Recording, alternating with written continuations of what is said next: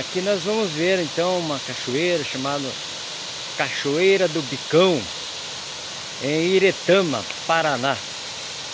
Vamos dar uma olhadinha aqui.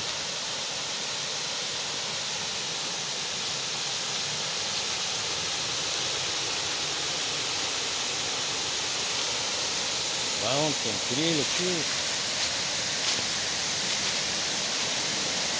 Água verde. Água verde aqui.